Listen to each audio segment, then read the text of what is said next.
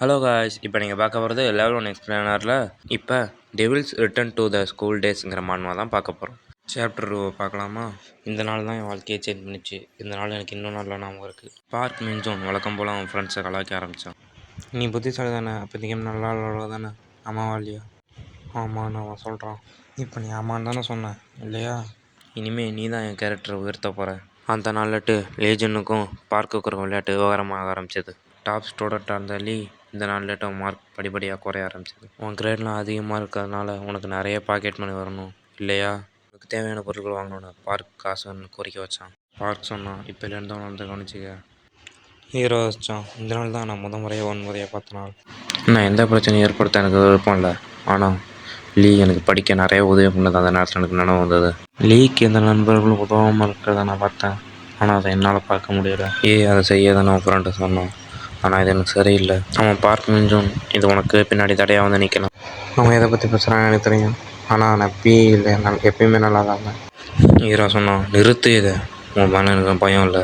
Park மிஞ்சும் நான் கும்பலும் என்னை நரகத்தில் இருக்கப்போ துன்பப்படுத்தினாங்க. ஒவ்வொரு நாளும் பார்க்கவும் போல என்னை ஈர்த்துட்டு போய் அடித்தானுங்க. ஹீரோ அவன் கன்னத்துலேயே ஒரு அடி விட்டு அவன் முட்டியை பிடிச்சி பெஞ்சிலேயே ஒரு அடி விட்டான். அப்புறம் எழுப்பி மூஞ்சிலேயே விடாமல் குத்திட்டு இருந்தான். பார்க்க அவன் உடவலிமையை மட்டும்தான் நம்பியிருந்தான், அதனால் அவனை முதல்ல அடிக்கிறவன் தான் ஜெயிப்பான். அவன் மூஞ்சில் குத்துருந்தவன் திருப்பி அடிக்கிற நேரம் தான் கணக்கு பண்ணேன். அதுக்கப்புறம் அவன் தலைமுடியை பிடிச்சி கன்னத்துலேயே ஒரு அற விட்டான். அவன் சட்டையை பிடிச்சி ஈத்து சுவத்தில் தள்ளி அவன் அடுத்த 3 என்ன யோசிக்கிற நேரத்தில் அவன் மூஞ்சிலே ஒரு உத விட்டான். இந்த நேரத்துக்காக தான் நான் ரொம்ப காத்திருந்தேன். உங்களை கொள்வது கூட எனக்கு முக்கியம் இல்லை. அந்த நேரத்தில் ஒரு சேர் வந்து எனக்கும் உனக்கு நடுவில் வந்து சுவத்தில் அடிச்சு நிறுத்து அப்படின்னு ஒருத்தன் சொன்னான். எனக்கு விருப்பம் இல்லைண்ணா, நீங்கள் இப்போ என்ன பண்ணுவீங்க? இந்த ரியலுக்கு என்ன பைத்தியம் முடிச்சிச்சா அப்படின்னு அவன் நினைக்கிறான். அவன் பார்க்க இந்த நேரத்தில் நல்லா இருக்கணும் உனக்கு தெரியாதா?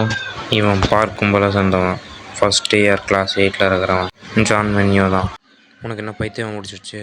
சரி, நான் உன்னை கொல்ல போகிறேன். சின்ன பசங்களை குணப்படுத்தினால தான் பார்க்கும்பல்னு நினச்சாங்க, ஆனால் இந்த பார்க்கோட குழு ரொம்ப ஸ்ட்ராங்கஸ்டான குழுவாக இருக்கும்.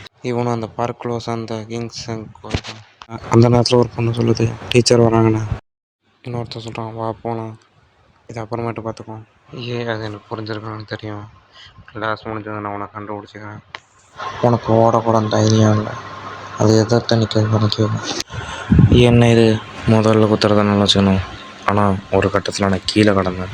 கிளாஸ் முடிஞ்சது என் ஃப்ரெண்ட்ஸை கூட்டிகிட்டு வராங்க, அதை நீ கையாளவே முடியாது. எப்போயா இருந்தாலும் நீ முக்கியமாக அந்த கோட்டை கிடந்தவன். இந்த பையன் எரிச்சல் விட்டுறான். ஆமாம், எனக்கு தெரியும், அவன் வகுப்பு முன்னாடி அவனை முடிச்சா நல்லா இருக்கும் இல்லையா? ஆனால் கிம், அந்த பையன் போதையில் இருப்பானோ, அவன் தலையிழந்திருக்கலாம், காரணம் எதுவும் அவனால் இருக்கலாம்.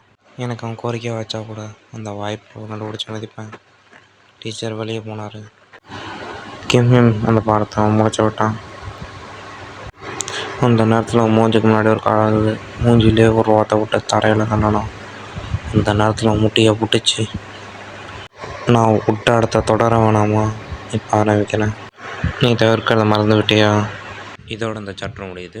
அடுத்த சாப்டர் நாளைக்கு பார்க்கலாம்.